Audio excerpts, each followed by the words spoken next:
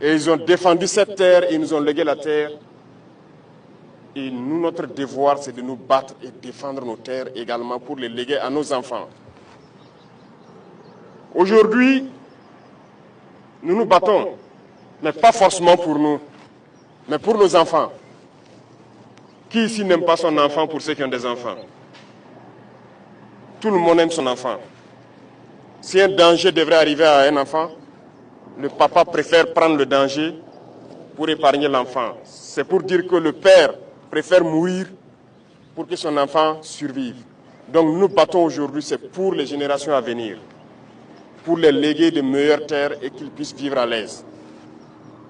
Donc il n'y a pas de réserve dans ce combat. Nous nous opposerons à tout ce que ces dominateurs veulent nous imposer. Et vous devez continuer à vous battre pour ça. Écoutez bien notre hymne.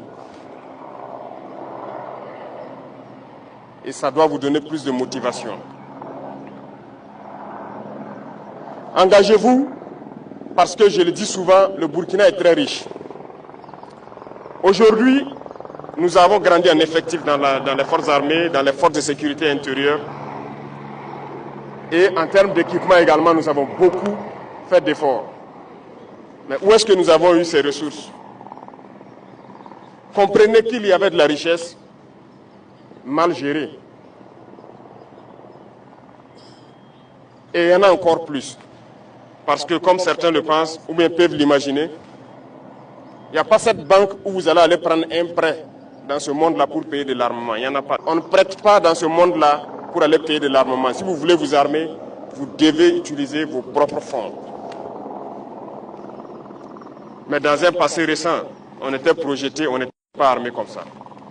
Très loin de là. Je pense qu'il y a beaucoup d'anciens ici qui ont vécu la même chose, qui peuvent conseiller aux plus jeunes qu'est-ce qu'on vivait hier seulement et qu'est-ce qu'on vit aujourd'hui. Et ça doit vous donner de la motivation à vous battre. Et ça, c'est très important.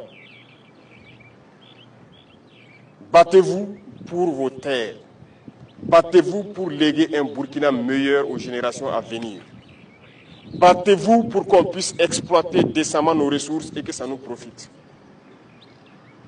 On a lancé plusieurs initiatives. Nos parents au village sont en tout cas plus ou moins contents de tout ce qu'on fait pour eux en matière d'agriculture, parce que notre population est en majorité agricole, pour tout ce qu'on est en train de faire en matière d'infrastructures routières pour pouvoir se déplacer et tout. Mais tout ça, c'est avec nos ressources. Vous regardez les images des autres pays.